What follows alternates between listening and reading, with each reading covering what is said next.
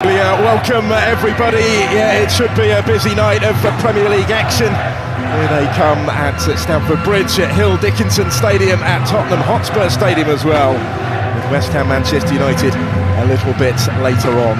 So much at stake for so many, including particularly here in our featured game in West London. The visitors from West Yorkshire, the latest renewal of a long-standing rivalry.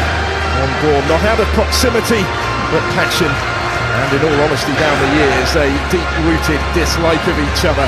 Chelsea against Leeds. He took over as manager. Here is the side that he has selected tonight. Two changes from the weekend win at Wolves. Two teenagers coming in.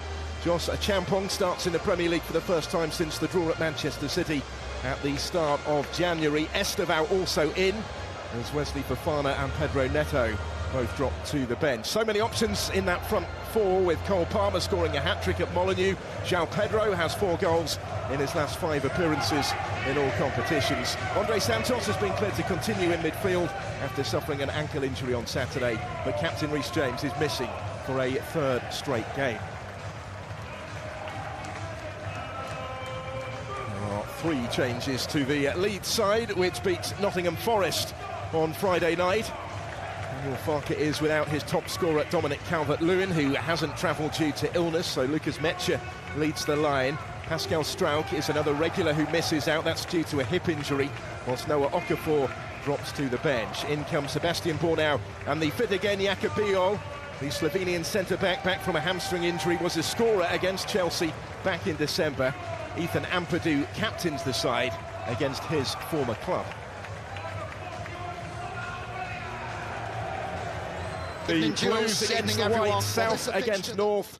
It is a fixture that usually stirs the emotions, and one that tonight carries real consequence in both the race for Champions League qualification and the battle to stay in the Premier League. These two clubs each making good progress in their respective aims recently. Chelsea on a 4-match winning run in the Premier League since Liam Racine. The stage is almost set at Stamford Bridge. Chelsea on their best winning run of the Premier League season at 4 straight games, but Leeds have lost only 2 of their last 12 in the top flight. A run that started with that 3-1 victory over Chelsea when these sides last met at the start of December at Elland Road. 3 points tonight would really put them in that conversation, wouldn't they? Propel them up the league just a little bit, start asking questions of those teams above them. So off and underway then. Chelsea in the traditional blue. And Leeds United with the blue socks. And to improve their away record this season. It will be difficult to do so here. Just the 1 victory on their travels all term in the top flight, but they are immediately on the front foot, looking to pick a way through. And Jayden Bogle playing, we expect, in this more advanced role for Leeds tonight, was the furthest forward there, almost in behind. Yeah, good start by Leeds on the front foot. Maybe a big evening for Metzger up front, filling in for Dominic Calvert-Lewin. Needs to be physical presence, be that platform to allow his team to get up the field like he's there. Don't really know much about that Bogle as it just sneaks out of play, but right idea. Got the block in, but Sanchez here can clear it away for Chelsea. 1-5 on the bounce in the Premier League since the end of 2024. That is very much their target tonight. Augusto, Cole Palmer. It's going to be fascinating to see who plays where in that front four. Yeah, they've got so much attacking talent, haven't they? You get a look. João Pedro, Cole Palmer, Fernandes pushing further forward, Estevao. I'm sure they'll be interchangeable, very comfortable in all situations. Finding his form again with that hat-trick at Wolves at the weekend. Augusto advancing and looking to pick the pass for Cole Palmer, but dealt with by Gabriel Goodmanson. Still playing through that groin injury, really, which has sidelined Palmer for a lot of the season so far. Not yet, he says, at 100% fit. Imagine what he can do when he is. Yeah, getting back up to speed, though. Obviously, that balance, isn't it? You don't want to bring him back too quick. He's got to re-injure it. It's about getting the right amount of minutes, right about straining it, picking that fitness up, and like you say, once he gets back to 100%, he's an extremely special player for Chelsea. He's the one really that has excelled in a Chelsea shirt over the period he's been at the football club. They are to push on from their current position. It will be key, you would imagine. Wonderful one-touch football that, wasn't it? Cutting right through Leeds. To be frustrated in the end by the flag. Cucurella looking to get forward from fullback, has yet to finish on the winning side actually against Leeds United in his Premier League career. João Pedro, they're a really tight one, isn't it? But good play by Chelsea, and like you say, Cucurella is always that option, marauding down that left-hand side. His first goal of the season in the last home game here against West Ham.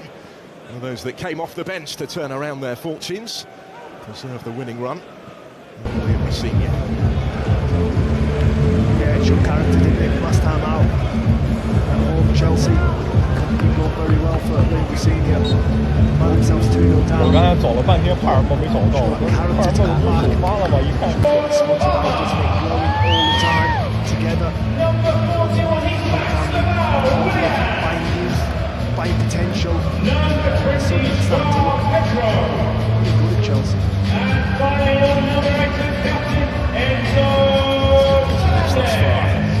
For the new boss, still in the early stages, of course, of his time in charge, but the feel-good factor is re-emerging right now.